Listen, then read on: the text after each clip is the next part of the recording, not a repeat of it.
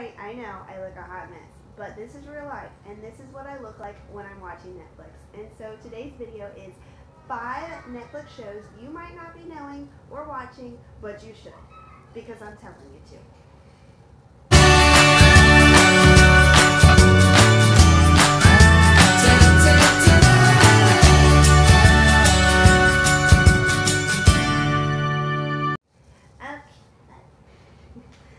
Alright, so I got my blanket, I got some snacks, a drink, and I got my list.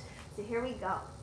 We have had Netflix for a couple of years now, probably about 4 years, 5 years, and I've watched all the big shows, So I'm going to repeat everything that everybody else is telling you. So I wanted to come up with 5 shows or movies that you might not have seen, but you should be watching because they're all amazing. So I'm going to go through a very wide variety of different kinds. So the first one is going to be a comedy. This is a show that is freaking hilarious. And it is called Arrested Development. Now it is an older show from early 2000s and it was on Fox, and then Netflix bought it, so then they released a new season. I don't think they're going to do any more new seasons, although if they did, it would be amazing. But I'm telling you, you will laugh so hard. So hard. I probably cried a couple episodes because I was laughing so hard. I'm sure I peed my pants because I was laughing so hard. It is hilarious. It is like very smart but also very stupid humor at the very same time. And it's just, oh my gosh. I can't even tell you how funny it is. Like, I just can't. It is that funny. It is my husband and I's favorite comedy show ever, of all time. We could watch it over and over and over, and I don't watch very many shows over and over, but I would definitely watch this show over and over and over. I remember staying up late. We would be like, okay, one more episode. And then that episode, we were like, okay, we can do one more episode. And we would be up really late at night for night after night after night trying to watch all these episodes. They're so funny. It is so funny. My favorite character is Tobias. He is just so oblivious to how stupid he is, and the situations that he gets himself into is just hilarious. That's literally the only word that you could say about this show. So go watch that one. Number 2 is a drama. This is it's a movie. It's a Netflix movie, and it's bad. It's pretty brutal. It's a really good movie. It's called Beast of No Nation. If you didn't know, I went to Uganda, and this movie has a lot of similarities to what has happened in Uganda in its history. So I knew of that going into it, and I was scared to watch it because I knew that it would trigger things and make me feel So basically there is a leader, and he recruits children, he kidnaps children, and he makes them into his soldiers. And the things that they do, it is brutal, it is heartbreaking, it is horrifying.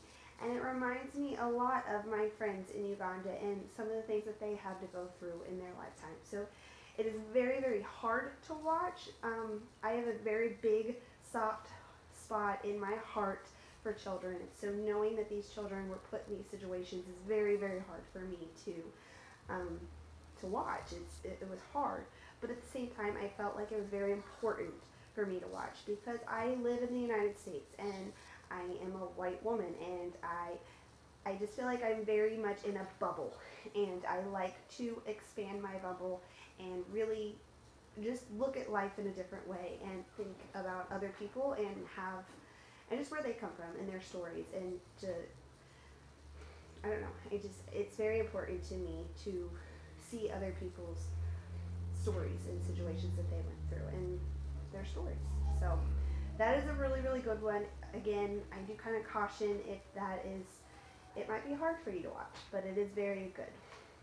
So the number 3 is a documentary. I love documentaries, and specifically I love documentaries about history. I'm a huge history buff. I just have always loved history. That was my best class in school. It's just always very interesting to me. And the one documentary that I watched is the Oliver Stone's The Untold History of the United States of America.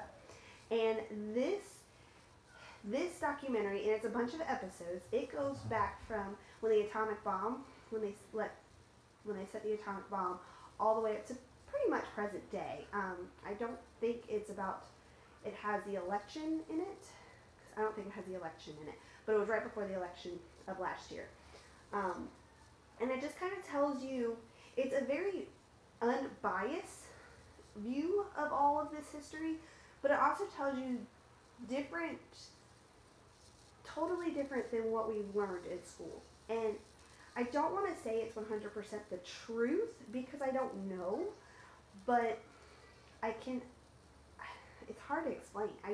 It definitely opened my eyes to, we were not told everything. We were not told, there's more to the story than just something simple as what's in our textbooks. And it also puts into perspective the fact that some of the leaders and some of the people that society and the media and just people in our textbooks have put on this pedestal, the fact that they're still human. And there's no one perfect, no perfect human in this world. So even though they did do great things, there were maybe not so great motives or intentions that they had, or they're human. And so this kind of just tells you the untold side of those things. So it's very fascinating. I just highly recommend it, even if, like I said, if you don't agree 100%, if you don't think that it's the truth, at least just, I like the idea of looking at things in a different perspective, and that it is a very, very good documentary series. It's a whole series, so it's really, really good. I was just, I don't know what the word is, I was obsessed with it for a while. I had to watch every single, all the time. So the number 4 is a TV show, and if you have not watched this, okay, obviously this is probably going to be just for women and mothers, but it's called The Midwife. I got hooked on it when I was pregnant with Hazel, maybe even when I was pregnant with Stella, and then it came back out when I was pregnant with Hazel. And I feel like once you have a baby, you are addicted to birth stories. You just want to hear everybody's birth story because everyone's birth story is totally different. So Call the Midwife is about a nurse who pretty much just delivers babies. She's a midwife, duh. But it is set back in like World War II in Britain, and so times and just society in that time was very hard, and but people were having babies, and so she would go and deliver them in very, very bad, poor conditions. But just watching these women, like, I had an epidural for each one of my pregnancies or births, and I can't even imagine what it would be like to give birth at that time. And it's amazing. The characters in it is amazing. The setting is amazing. The stories is amazing. Every episode will have you happy and crying throughout the whole episode. It's a great, great show. So, again, obviously, if you're a man, it might not really appeal to you. But if you're a woman and if you're a mom, go check this one out. I promise you will love it. All right, the number 5 and the last one that I'm going to talk about is a sappy love story. They're my favorite. And this, honestly, I've seen probably every love movie out there, like romantic movie out there. I love them. And so this one is, this one does not get enough praise because it deserves more. It is called Amelie, I think. I was thinking it was Amelia, but when I wrote out the word, it's Amelie. It's French. So yes, this movie is a foreign language movie, so you have to get subtitles.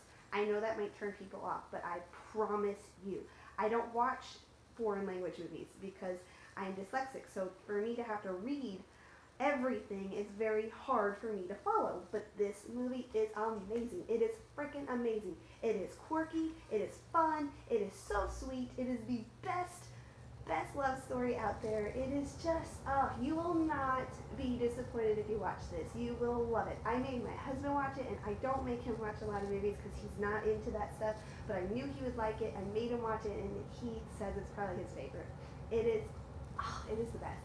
And I might like it so much because the main character reminds me of me because she's very goofy and quirky and silly, but really has a heart for things that are meant to happen. Like, everything happens for a reason, and that's like my life motto. So I really relate to this main character, and I just go watch this movie. If you don't watch anything that I said, please watch this movie because it is so good and you will love it.